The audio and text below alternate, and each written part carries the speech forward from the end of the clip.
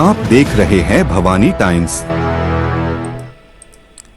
नमस्कार, मैं हिमांशु मस्के और आप देख रहे हैं भवानी टाइम्स न्यूज।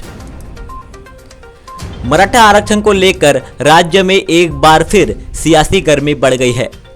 गोंदिया जिला प्रशासनिक भवन के सामने कांग्रेस ने आज जोरदार धरना प्रदर्शन किया। कांग्रेस नेताओं का कहना है कि राज्य सरकार के हालिया फैसले से ओबीसी समाज का 27% आरक्षण खतरे में है।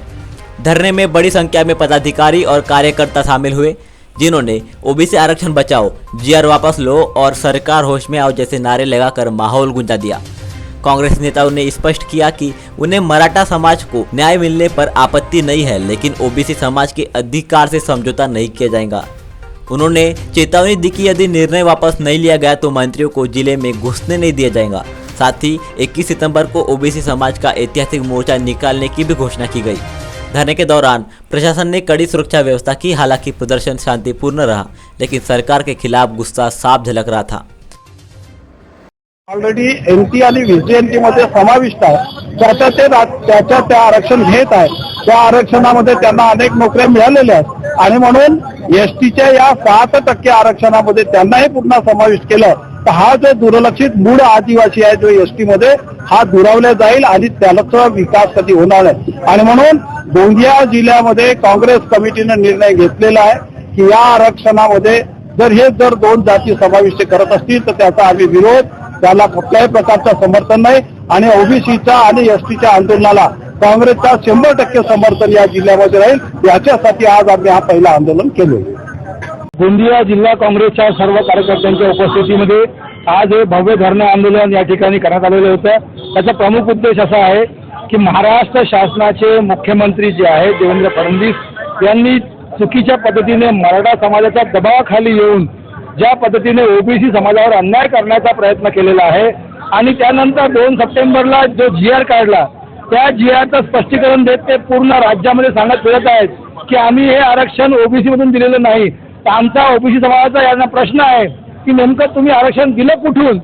जर 50%ची मर्यादा वाढवता येत नाही आरक्षणाची तर मग एवढ्या मोठ्या प्रमाणात असलेल्या कोट्यावधीच्या संख्येत असलेल्या मराठा समाजाला आपण आरक्षण दिलं कुठून?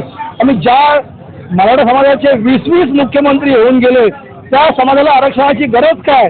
जर तुम्ही नेमलेल्या आयोगांनी अहवाल सादर करताना मराठा समाज हा शैक्षणिक, राजनीतिक आणि सामाजिक दृष्ट्या प्रगत आहे असा अहवाल दिल्यावर सुद्धा फक्त आणि फक्त मराठा समाजाच्या दबावाखाली त्यांनी जो नंगा नाच मुंबईमध्ये नाचला त्याच्या दबावाखाली येऊन जर शासन या प्रकारे हतबल होत असेल तर शेवटी आम जनता रस्ता उतरल्याशिवाय राहणार नाही।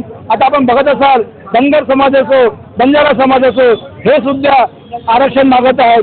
पुढे प्रत्येक जात ही आरक्षणासाठी डिमांड करेल आणि आपल्याला कल्पना असेल की जातीला आरक्षण मिळत नाही म्हणून त्यांनी चुकीच्या पद्धतीने असंवैधानिक पद्धतीने मराठा समाजाने कुणबी प्रमाणपत्र मिळवण्याचा हा प्रयत्न आहे। हा जीआर जोपर्यंत रद्द होत नाही तोपर्यंत काँग्रेसचे पदाधिकारी कार्यकर्ते गप्प बसणार नाही व प्रसंगी मंत्र्यांना या शहरामध्ये जिल्ह्यामध्ये आम्ही फिरू देणार नाही, ही दखल घेण्यात यावी। 21 तारखेला जे आंदोलन आहे ते गैर राजनैतिक आंदोलन आहे। या जिल्ह्यातील गोरगरीब ओबीसी, एसटी समाजाचे लोक देवेंद्र फडणवीसांनी जो धक्का लावण्याचा प्रयत्न केला ओबीसीला त्याच्यामुळे अतिशय घाबरलेले आहेत आणि जेव्हा स्वतःचं अस्तित्व नष्ट होण्याचं जेव्हा वेळ येते त्यावेळेस समाज रस्त्यावर येतो आणि त्याकरिता सर्व राजनीतिक पक्ष विसरून राजनीतिक पक्षाच्या चपला बाहेर काढून संपूर्ण गोंदिया जिल्ह्यातील लोक त्या ठिकाणी उपस्थित राहणार आहेत। राज्यातील मोठे ओबीसी मध्ये काम करणारे मोठे नेते सुद्धा त्या ठिकाणी येणार आहेत। प्रचंड मोठं आंदोलन त्या ठिकाणी मोर्चाच्या स्वरूपात होणार आहे।